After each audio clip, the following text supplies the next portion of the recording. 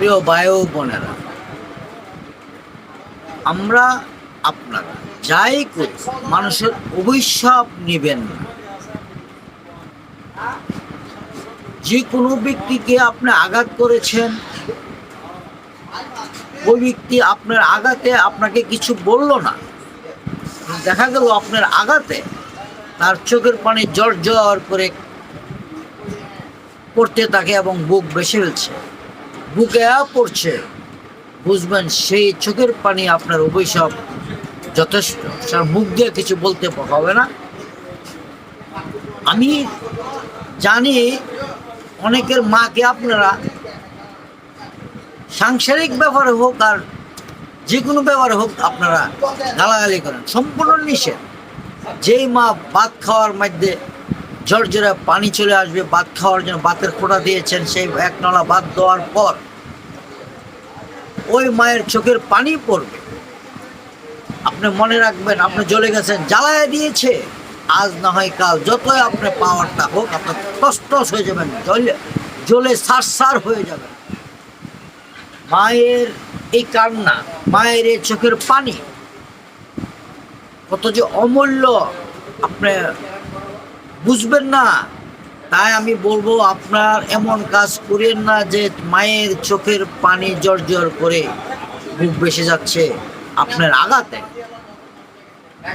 এমন কাজ করবেন যে আপনার মায়ের সাথে ব্যবহারে এবং মাকে সম্মান করে যেই মাকে খুশি করতে পারেন, সেই খুশি শুনে যদি মা যদি চোখের পানি পড়ে দিল আপনার রহমতের পানি। আমি সবসময় বলি, যেখানে ভালো আছে সেখানে মন্দ আছে। এই চোখের পানি আপনার অভিশাপ, তো আপনি জ্বলে যাবেন, আর সেই চোখের পানি আপনার ব্যাস নির্ধারিত হয়ে যাবে।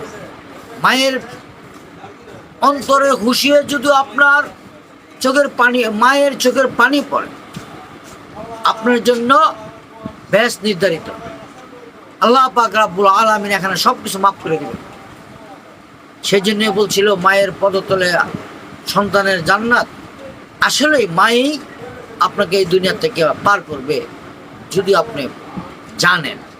কখনোই দুনিয়া বীর জন্য মা বাবাকে কখনোই কষ্ট দিবেন না। যে বাবা সহজে চোখের পানি পড়ে না, আপনার ব্যবহারে মারতে হবে না, আপনার ব্যবহারে আপনার বাবার চোখের পানি জ্বললে সেই পানি লোক সাপের বিষের থেকে আরো কঠিন। আপনি তখন বুঝবেন না, যখন পেঁচে পড়ে যাবেন, বিপদে পড়ে তখন বুঝবেন, হাই রে কি করলাম। সেই অভিশাপ তো আর সহজে কাটিয়ে উঠতে পারবেন না। প্রত্যেকটা ভাইদেরকে বলব, দয়া করে মানুষের অভিশপ্ত নেবেন। একটা মানুষের সারা জীবনে সাধনা করে একটা জায়গা জমি কিনেছে, সে স্বপ্ন করেছে এখানে একটা বাড়ি করবে, সেই জায়গাটা আপনি ক্ষমতার বলে, টাকার বলে, আপনার পাওয়ারের বলে জায়গাটা দখল করে নিলেন। তার অন্তর থেকে যে কান্না আসবে, সেই কান্না আপনার একদিন না একদিন এমন ধ্বংস হবে যে ধ্বংস আপনার কল্পনা করতে পারবেন না, কল্পনার বাইরে। যেমন আল্লাহ যেমন কল্পনার বাইরে রিজিক পাঠায়, কল্পনার বাইরেও গজব পাঠায়। কল্পনা করতে পারেন না কোথা থেকে গজবটা আসবে।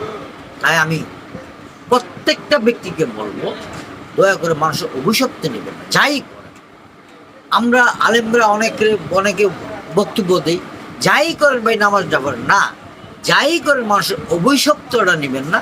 যাই করেন আপনার মিথ্যা কথা বলবেন না, যাই করেন আপনার হারাম খাবেন না। আপনার পবিত্র থাকবেন, উজু করে কালাম করে সবসময় থাকবেন।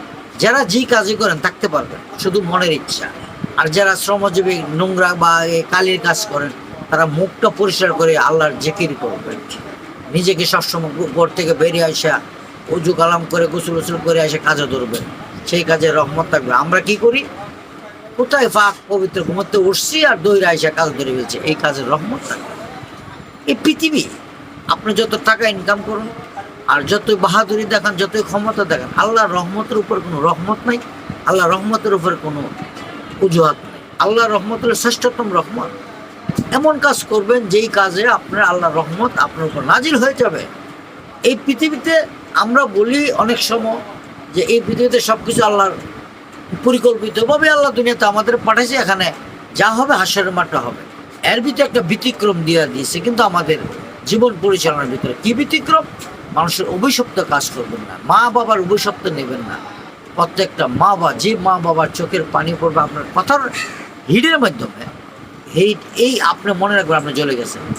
সবসময় খেয়াল রাখবেন আপনার যত্নে আপনি মা বাবাকে এমন সম্মান করেছেন যে সম্মান মা বাবা কখনোদিন আশাও করতে পারে না। এই সুখের জন্য যদি জর্জরা চোখের পানি আর এটা ব্যাস আপনি কিনে ফেললেন। ব্যাস কিনা যায়, আমরা বলি আর কি ব্যাস কিনা যায় না, ব্যাস এই দুনিয়াতেই কিনা যায়। আমার নবী পাক সাল্লাল্লাহু আলাইহি সাল্লাম ব্যাস এই দুনিয়াতে বিক্রি করে গেছেন। আপনার ইতিহাস জানেন শুনেন বুঝেন, দুনিয়াতে আসছেন, সব কিছু বুঝতে হবে। না বুঝলে আপনার দুনিয়াতে আসা কোনো লাভ নেই। তো আসা বুঝতে হবে আল্লাহ কেন আমাকে পাঠাইলো, দুনিয়াতে কি করতে হবে, সব কিছু বোঝার দামই আমাদের দুনিয়া। সবাই ভালো থাকবে।